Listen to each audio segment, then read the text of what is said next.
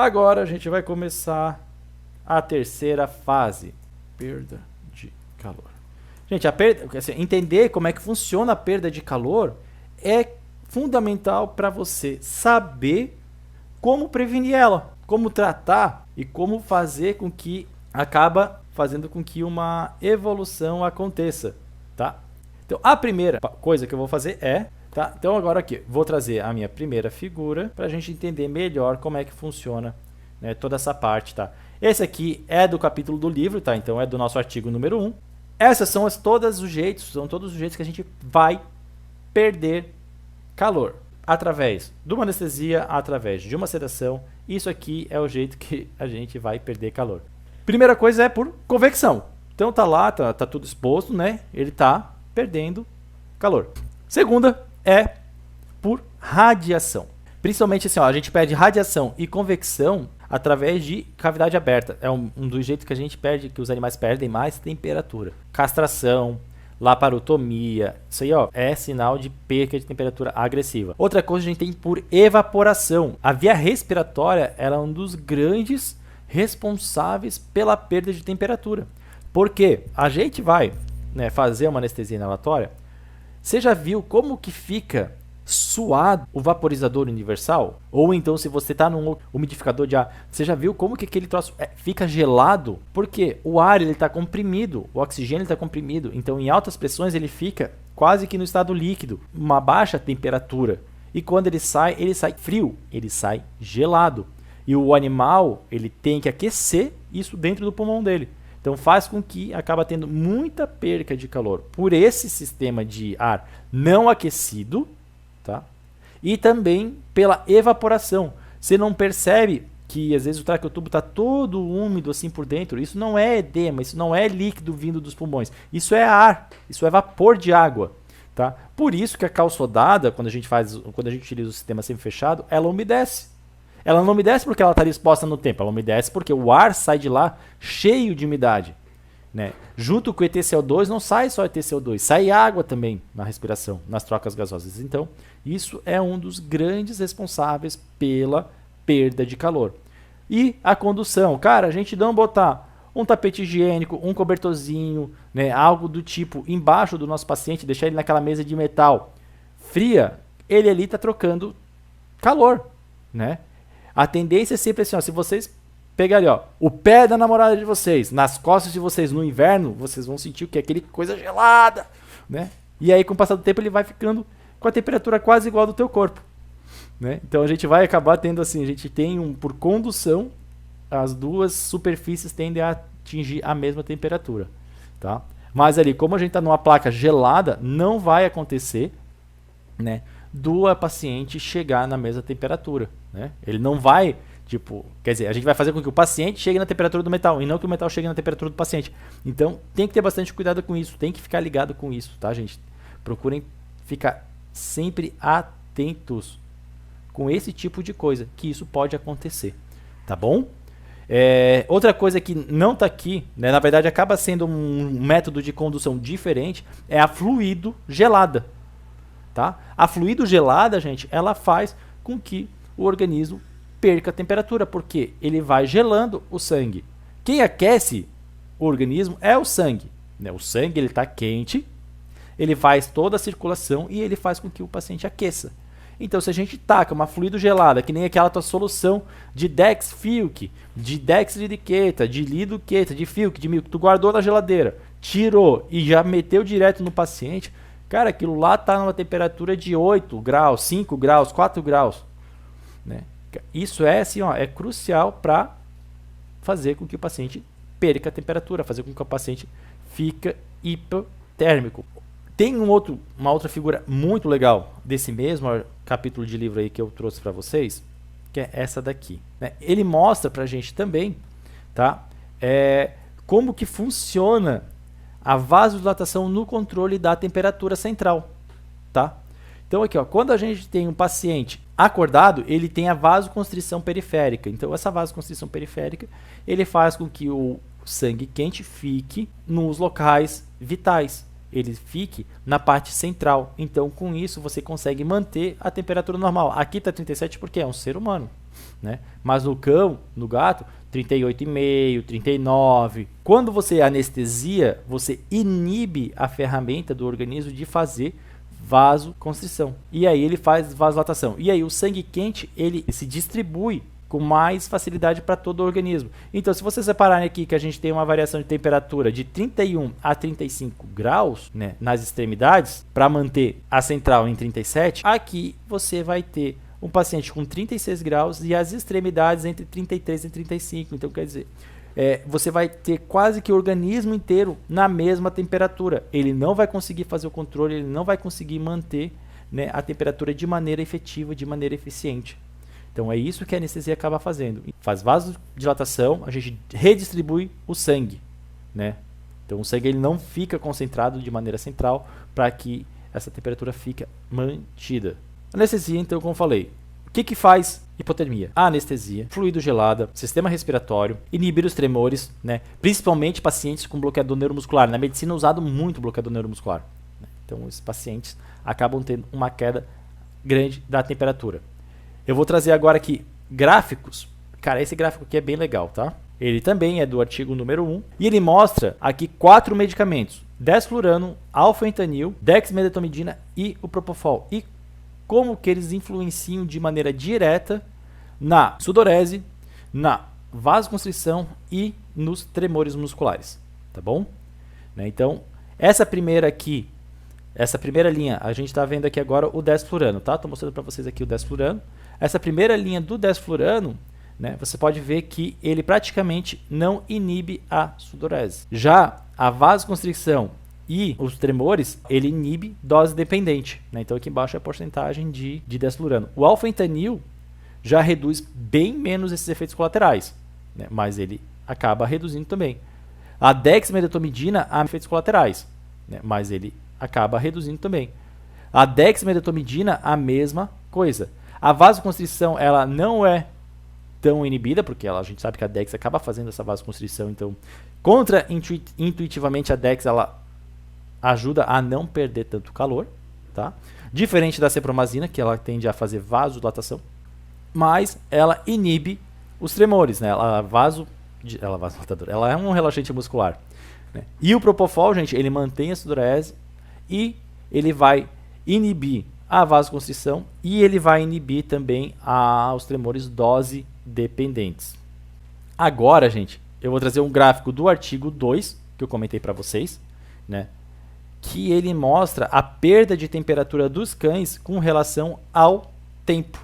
Então esse aqui é do artigo 2 e é a nossa perda de temperatura com relação ao tempo. Então vocês olham aqui, ó, lá no início da anestesia, a grande maioria dos cães estavam entre 38,5 e 39 graus. A grande maioria dos cães. Passou 15 minutos de procedimento. 10 minutos já caiu para 38. 15 minutos ali.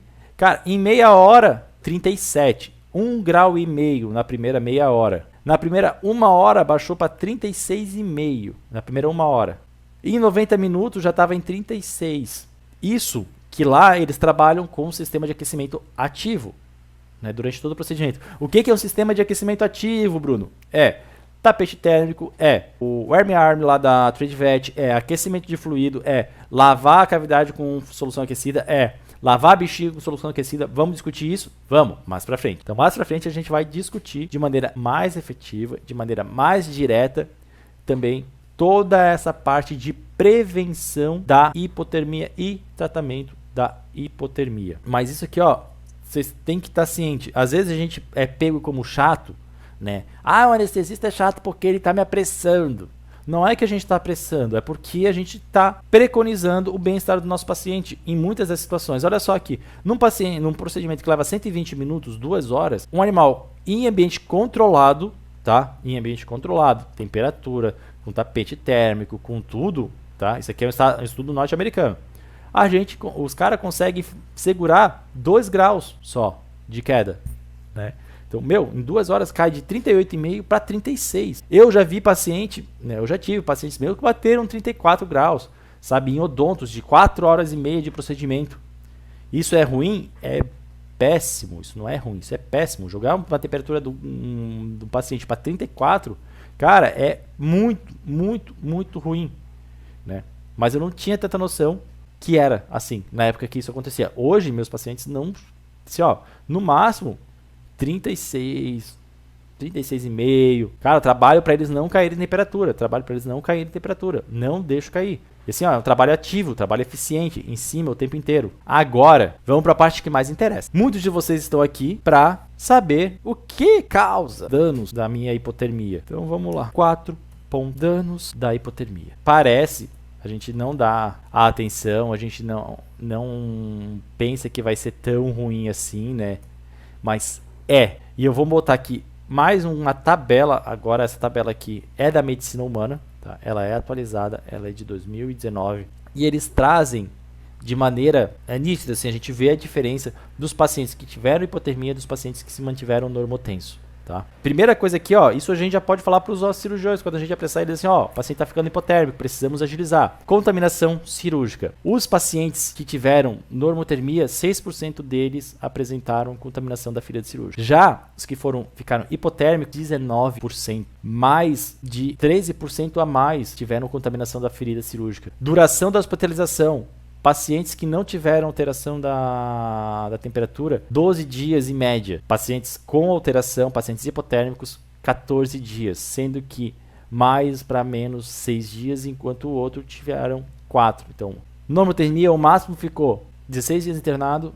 Hipotermia, o máximo, a pessoa ficou no máximo 21 dias internados. Tá, gente? Problemas com sangramento no transoperatório. Em torno de um paciente precisou. Já nos casos de hipotermia, 2 pacientes. Só vou ver aqui, ó.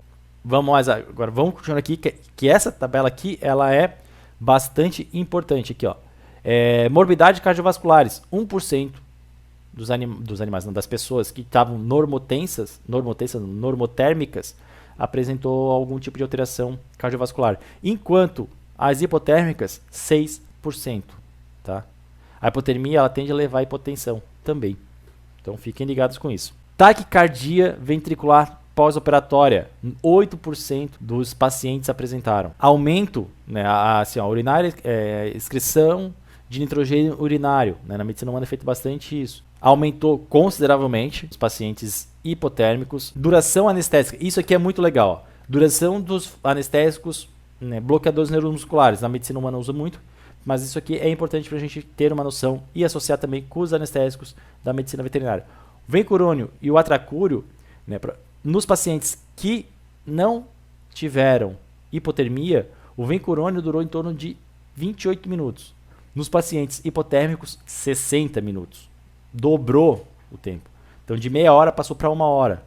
O atracúrio, de 44 minutos, passou para 68 minutos. Então, quer dizer, um tempo muito maior de recuperação anestésica. Isso é algo que é nítido e a gente também percebe quando isso acontece. Duração da anestesia, sabe? Tempo para o paciente se recuperar da anestesia.